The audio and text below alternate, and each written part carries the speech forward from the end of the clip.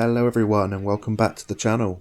I'm Mitch Robbie Rhino, and in today's video I have two replays for you in the M48A2 120mm.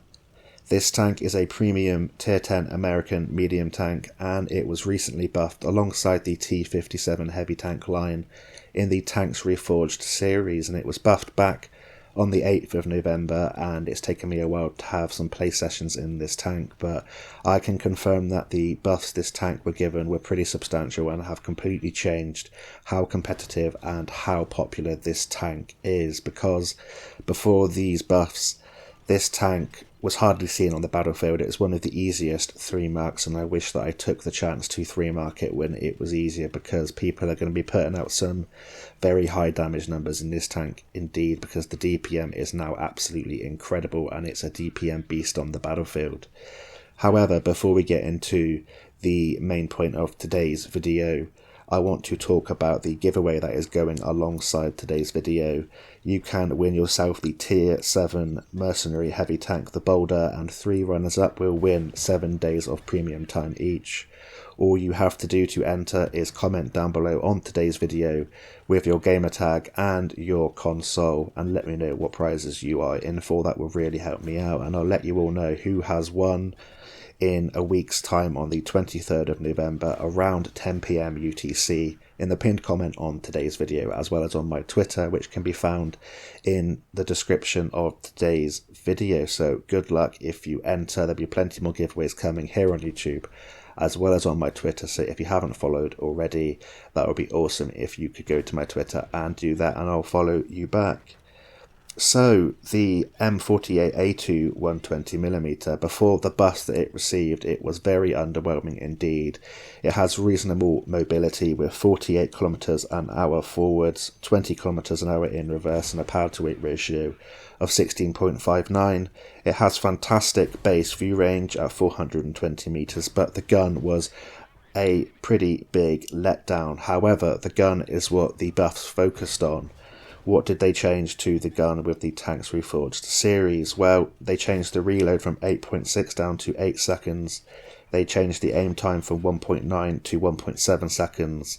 And they changed the shot dispersion on the chassis during movement and during rotation from 0.12 down to 0.1. So the gun handling was changed, aim time was improved, and the reload improved dramatically, which means that this tank now has a base DPM of 3000, so that's better than something like an Object 140 or the T95E6, which is a direct competitor to this tank and probably the preferred choice until these buffs happened.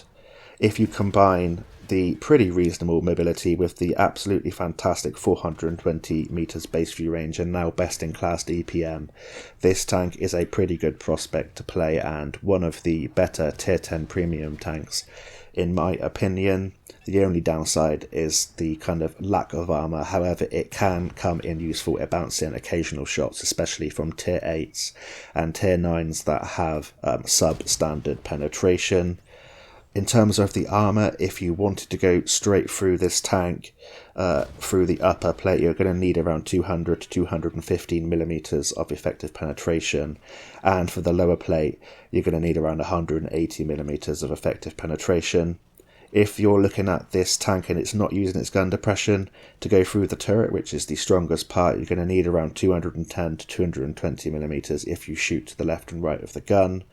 However, if it's using its gun depression, you're going to need around 230 millimeters plus, and there's some auto ricochet angles all around the outside of the turret, or you could shoot underneath the gun towards the turret ring and you'll need around 200 millimeters of penetration to go through, or you could just shoot the absolutely massive cupola, which is 127 millimeters, and it's visible from all angles, even if it's using the full extent of its 10 degrees of gun depression. So this 120mm gun on the M48A2 120mm, as a 120mm, it deals 400 alpha damage, which is pretty chonky indeed, especially when you can reload in under 6 seconds with a good commander and equipment setup, and I'll let you know mine in the next replay. It fires AP as standard, heat is a premium ammunition choice, and HE rounds as well. You do have to watch out, the shell velocity is relatively slow on the AP rounds at 1067 meters a second, and that's the same shell velocity for the heat and the HE as well. So this game here on Cliff is coming to an end as the enemy pig gets killed by the ELC even 90 at the end there, but we picked up a pretty good amount of damage in a 5-minute battle. We picked up 5.9k direct damage. We actually blocked a substantial amount of damage as well, and we picked up 2000 assistance damage, 3 kills, a small profit, finishing MVP on our team. And yeah, our block damage was 1230, so showing you that the armor can keep you in the game in some games as well, because there are some auto ricochet angles thanks to the boat shaped hull and the pretty good turret when you're using your gun depression. So that's it for the first gameplay there. We're now going to head on into the second gameplay, where I'll talk you through my commander and equipment setup, and I'll talk you through how I like to play this tank. So we are now into the second gameplay here on Lakeville in the M48A2 120mm, and I'm going to be taking the middle road, which is a very aggressive place to take a tank like this, but I want to use that fantastic 420 meters of base view range, be the vision for my team, and get some good assistance. You're going to see me take up a position behind a rock that I'd probably only recommend taking a light tank in, and it's only really big enough for one chonky tank. Unfortunately, a leopard has followed me, who will get subsequently taken out. I try and let him into the rock with me as I reverse up now, but I'm going to have to avenge his death as he gets taken out by a Kampfpanzer 50T. I'm going to tell you about my commander and equipment setup and how I like to play the M48A2 120mm, as you can tell, quite aggressively, and then we'll get talking about the rest of the gameplay. So in terms of my equipment, I run advanced optics, advanced loader, and improved ventilation.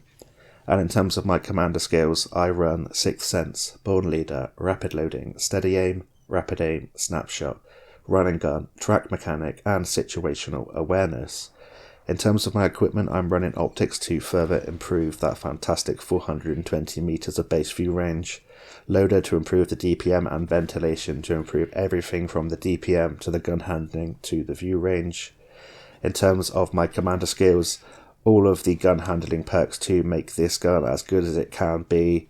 The 1067 meters a second shell velocity does catch me out, and you see me missing quite a few shells in this game as I'm getting used to it, but with this commander and equipment setup applied, you do have a fantastic gun handling capacity, especially at mid ranges and close ranges. And I run Track Mechanic to help repair my tracks as quickly as possible, because I play this tank very aggressively indeed, and Situational Awareness to combine with the advanced optics and make this the god tier spotting medium. So if you choose to run this exact commander and equipment setup, you would have a 550 meters view range, which is absolutely phenomenal. You would have a 1.53 second aim time, a 0.27 accuracy, and your DPM will have shot up to 4220, which is a 5.69 second reload for 400 alpha damage. And if you use the 60mm HE rounds, that's 515 alpha damage every 5.69 seconds. Just to touch on the penetration for the standard rounds, it's 258mm, which is not too bad. It's not the best, but definitely not the worst. And you have absolutely phenomenal heat rounds at 340mm of penetration. That's fantastic for shooting at super heavies, and it will absolutely butter thickly armoured plates on the Mouse and E100. So I carry plenty of them alongside AP, and I don't carry any HE. I probably should do, but I'm always scared of running out of ammunition now that this DPM is absolutely insane.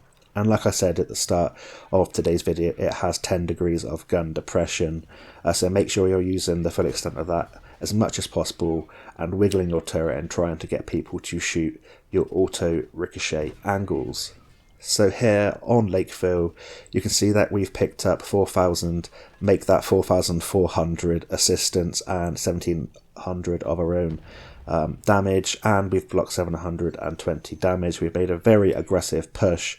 We've been quite patient in that position, but now I feel like the time is right to push, and we're going to put a shot into that object 268, then back up as I noticed he was facing me, and that's where 20 kilometers an hour in reverse comes in handy.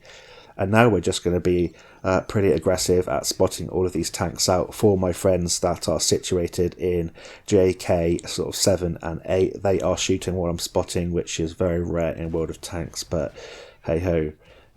Looks like there we ammo-wrecked a 212A, or we rolled really high, but it's always nice to take the artillery out of the game. And now I'm just going to keep up the vision on this tortoise. You don't need 420 meters base at this kind of distance, and we're probably proximity spotting a few of these tanks as well. But we're going to put our DPM to use on another tank that has absolutely insane DPM, and the tanks behind me are backing me up, and that tortoise gets taken out by the T57 Heavy, which also, well, the line received some changes, like I said at the start of today's video. And now I'm just going to be as patient as possible. I was hoping for the enemies to push me, and me to spot the enemies, and the tanks behind me to give me some more assistance, because we're having some kind of crazy game here, but it looks like they're not going to be pushing round. I'm going to go up from rock to rock. We spot the Death Star. I'm definitely not going to be chancing that he's firing Hesh and he's going to get a shot absorbed on my tracks. I'm going to keep up the vision on this Death Star, and I'm just going to play as patient as possible. If I get a chance to get a cheeky shot, I might do, because I'm very confident my team will take this one down. But I'm just going to wait for the tanks behind me to advance, and hopefully they can distract or take a shell from this Death Star, and I can go round and use the fantastic DPM to put it to good use and take this game down for my team. But in general, this tank is now an absolute beast. The DPM is absolutely phenomenal. It absolutely rips tanks to shreds, and once you get used to the 1067 meters a second shell velocity and leading your targets at sort of mid to long ranges, this tank will be very effective for you indeed. The Death Star's now fired. Now's our chance. We take out the Progetto, who I know could have 4 shells loaded. Kill him. We're reloaded in under 6 seconds. Take out the Death Star, and this kind of DPM is fantastic for this end of game scenario. We fire on the move there at an angle 705. Very lazy. I should have just stopped and aimed, but now we're going to go for the tracks, and it looks like we managed to damage his tracks, track him in place, and we get some extra assistance as well as a shot of damage at the end of the game. And that is a phenomenal result for the M48A2 120mm. We get the Mastery Badge, we finish MVP, we get 3 kills, 4.5k direct damage, 7.3k assistance, and we block 1080 damage, making a profit just shy of 100,000 silver in an absolutely epic game that showed you can block a little bit of damage. The view range is phenomenal, the DPM is great, and it's now a very competitive tank at tier 10 and a very popular tank and very hard tank to 3 mark, I would imagine, in the coming month, because this used to be one of the easiest 3 marks because it was pretty mediocre and hardly anyone played it. But now I expect a lot more people to pick up that this tank is very good, get this tank and perform very well in it indeed. But that's it for today's video. I hope that you have all enjoyed watching these 2 games. Don't forget the giveaway. Make sure to go down to the comments, enter your gamer tag and your platform, and I'll let you all know on the 23rd of November who has won. And until next time, I'll see you on the battlefield, and bye for now.